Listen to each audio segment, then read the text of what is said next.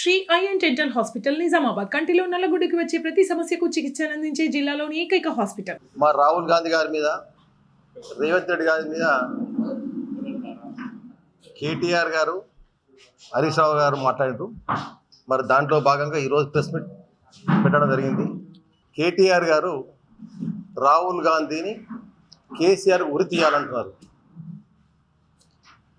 అంటే ఆ రోజు కేసీఆర్ గారు తెలంగాణ ఉద్యమం చేస్తే సోనియా గాంధీ గారు తెలంగాణ ఇవ్వడం జరిగింది. మరి ఆనాడు మీరు కుటుంబ సభ్యులంతా పోయి ఢిల్లీలో అమ్మ మాకు తెలంగాణ ఇస్తే చాలు, మాకు తెలంగాణ పార్టీని కాంగ్రెస్ పార్టీని మర్చి చేస్తాం, మాకు పార్టీతో సంబంధం లేదు అని చెప్పి మరి అటువంటి వ్యక్తులు ఇవాళ అటువంటి త్యాగాల మూర్తి సోనియా గాంధీ కుటుంబం అంటే వారు భర్తను పోగొట్టుకున్నారు, వారు అత్తమామను పోగొట్టుకున్నారు.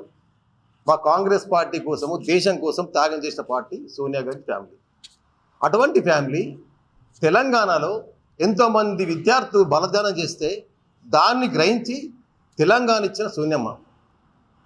మరి అటువంటి కుటుంబం మీద ఈరోజు ఈ బచ్చా అయినటువంటి ఆయన స్థాయి కాదు, వారి గురించి మాట్లాడే స్థాయి కేటీఆర్ గారికి లేదు. అయినా అటువంటి వారి మీద ఉరి తీయాలా అనే భాష అనేది మేము దాన్ని తీవ్రంగా జిల్లా కాంగ్రెస్ పార్టీ తరఫు నుంచి, నగర కాంగ్రెస్ పార్టీ తీవ్రంగా ఖండిస్తున్నాము. అటువంటి పద్ధతులు మార్చుకోండి. మీరు రేవంత్ రెడ్డి గారిని ఉరి తీయాలంటారు, మరి మీరు పార్టీ అధికారం రాకముందు ఎందుకు ఇచ్చిన వాగ్దానాలు నెరవేర్చలేదు అటువలకు?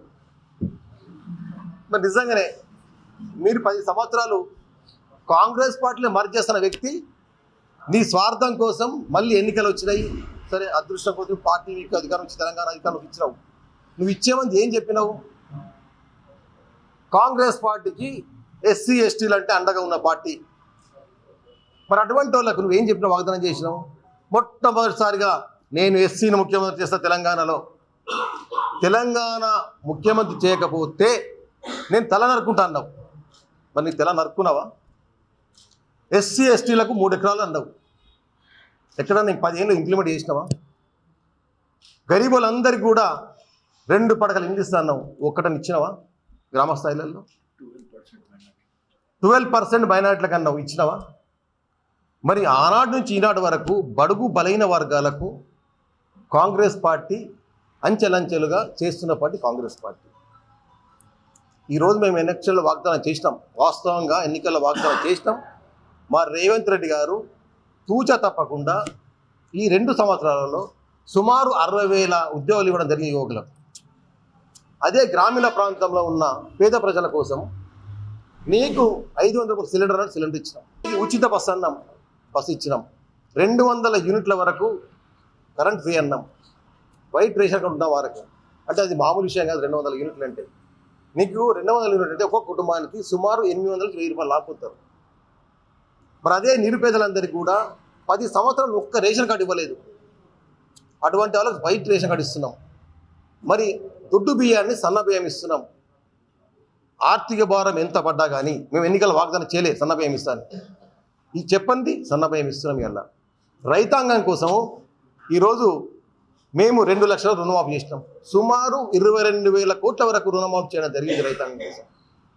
నీకు ఏదైతే రైతు భరోసా అన్నాం అది 12,000 ఇస్తున్నాం. బోనస్ అన్నాం, 5,000 బోనస్ ఇస్తున్నాం. ముఖ్యంగా గ్రామీణ ప్రాంతంలో మేము ఇండ్లు అన్నాం, ఒక్కొక్క నియోజకవర్గం 3,000 ఇండ్లు ఇస్తున్నాం. మరి ఇచ్చిన వాగ్దానం 2 సంవత్సరాల్లో ఇంత పెద్ద అమలు చేసినామే. నువ్వు పెద్ద అప్పుల కుంపడి చేసిపోయినావు తెలంగాణను, బంగారు తెలంగాణ, బతుకుదేరు తెలంగాణ లెక్క చేసిపోయినా నువ్వు ఈరోజు రేవంత్ రెడ్డి గారి గురించి మాట్లాడతావా? నువ్వు ప్రాజెక్టులు అన్నావు, ప్రాజెక్టు తెరిచిస్తున్నావు, తోలు తీస్తా అంటున్నావు, బట్టలు ఉడిగిస్తూ అంటున్నారు మామాళ్ళు కలిసి. మరి ఇంత మరి మాట్లాడిన వాళ్ళు మరి అక్కడ అసెంబ్లీ నడుస్తుంది. మరి అసెంబ్లీకి పోయి ఎవరైనా ప్రతిపక్షం అనేది మాకు అసెంబ్లీ రోజు పెంచమంటారు, మీరు అసెంబ్లీకే పోతలేరు, మేము అసెంబ్లీ పోం, మీ బట్టలు ఊరదిస్తారు, ఆ బట్టలు మీరు కూడా తీసుకుంటారా అనే భయానికి అసెంబ్లీ అడుగు పెడతలేరు. మరి ఇటువంటి మీరు మా నాయకుల గురించి మాట్లాడే అర్హత మీకు లేదు. ఏదైతే మేము ఎలక్షన్ వాగ్దానం చేసినామో అన్నీ తూచ తప్పకుండా చేస్తున్నాము. మీరు మామ, అల్లుడు, బామ్మర్ది, కేసీఆర్, కేటీఆర్, అదేవిధంగా కవిత రోడ్డు మీద తిరుగుతున్న మిమ్మల్ని తిరుగుతున్నది. మీరు ఏం జాగ్రత్తలు చేస్తారు, ఏం మాట్లాడతావు, అది హరీష్ రావు గారిని నిలదీస్తున్నది. నువ్వు ప్రతిపక్షం నాయకుడు ఉండి అసెంబ్లీకి పోకుండా నన్ను ఏదో అన్నారు, మరి నువ్వు అన్న మాటలను మేమైనా పట్టించుకుంటున్నామా? మరి నీకేదో అన్న మాట అన్నదానికి నువ్వు అసెంబ్లీ బైకట్ చేస్తున్నావు. చర్చించు ఈ ప్రాజెక్టుల గురించి. ఆ రోజు తెలంగాణ కొట్లాడింది కాంగ్రెస్ పార్టీ, నిధులు నీళ్లు. మేము దీని గురించే తెలంగాణ కొట్లాడినాం, గత 40-50 సంవత్సరాలు కొట్లాడుతున్నాం. మరి దాన్ని దృష్టిలో ఉంచుకునే కాంగ్రెస్ పార్టీ తెలంగాణ ఇచ్చింది. నువ్వు తెలంగాణ వచ్చిన తర్వాత సుమారు రాష్ట్రంలో 8,13,000 కోట్ల అప్పులు చేసినావు. దాంట్లో నీటిపారుదలకు 1,87,000 కోట్ల అప్పులు చేసినావు. ఇవాళ దాని మీద భారం పెట్టినట్టు ఏ ఒక్క ప్రాజెక్ట్ని కంప్లీట్ చేసినావా? మరి మా ఉత్తమ్ కుమార్ రెడ్డి గారు మన ప్రజెంటేషన్ ఇచ్చారు మాకు అందరు పిలిచి, రేవంత్ రెడ్డి గారి సమక్షంలో, అందరు ఎమ్మెల్యే సమక్షంలో. మరి ఇలా అసెంబ్లీలో మాట్లాడు, మీరు పోయి మాట్లాడరు. మీరు మాట్లాడే చేతగాక మీ బట్టలు ఎక్కడ ఊడదీస్తున్న భయానికి మీరు పోకుండా ఏదో బయట మీరు ఒక ప్రజెంటేషన్ ఇస్తున్నారు, అది ప్రెస్ ముద్ర పెట్టి అసెంబ్లీలో చర్చించుకోండి. అంత మంచి మీకు వాగ్దానం. రేవంత్ రెడ్డి గారు మొన్న కేసీఆర్ గారిని దగ్గర పోయి కల్చారం చేస్తున్నారు వచ్చినందుకు. వచ్చి అదే గంట కూర్చున్నాకపోతే వెళ్ళిపోతుంది. మరి ఈ విధంగా మీ దగ్గర అన్ని తప్పులు పెట్టుకొని ప్రజలన్నీ గ్రహిస్తున్నారు. తెలంగాణ ప్రజలు చాలా తెలివిగల ఉన్నారు. ఎక్కడ కూడా వారికి తెలియలే, మనకు తెలియదు అనుకోకుండ్రి. మీది దొరలతనం, దొరపెత్తనారం మీది. మా కాంగ్రెస్ పార్టీ బడుగు బలైన వర్గాల పార్టీ, అందరికీ ముఖ్య న్యాయం చేసే పార్టీ కాంగ్రెస్ పార్టీ. ఏ ఒక్కరు తప్పు చేసినా మా పార్టీ మేమే నిలదీసుకుంటాం, మాకు ఎవ్వరు సూచించే అవసరం లేదు. అంత మంచి పార్టీ కాంగ్రెస్ పార్టీ. అటువంటి మా ఆదినాయకులను ఉరితీస్తానడము ఈ సమంజసము. దీన్ని తీవ్రంగా మా జిల్లా కాంగ్రెస్ పార్టీ, నగర కాంగ్రెస్ పార్టీ తీవ్రంగా ఖండిస్తున్నాము. ఇటువంటి మాటలు మానుకోండి, లేకపోతే మీకు మొన్ననే ప్రజలు బుద్ధి చెప్పిండ్రు. అస్సాం గణపరిషత్ అనేది పార్టీ ఏర్పడ్డది, అది నామరూపాల్లో కూడా పోయింది.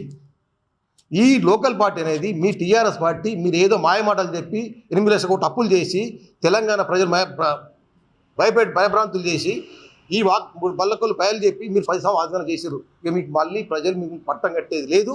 ఈ యొక్క టీఆర్ఎస్ ప్రభుత్వంలో ఉండదు. టీఆర్ఎస్లో ఉన్న కార్యకర్తలందరినీ చెప్తున్నా, మీరు గమనించుకోండి.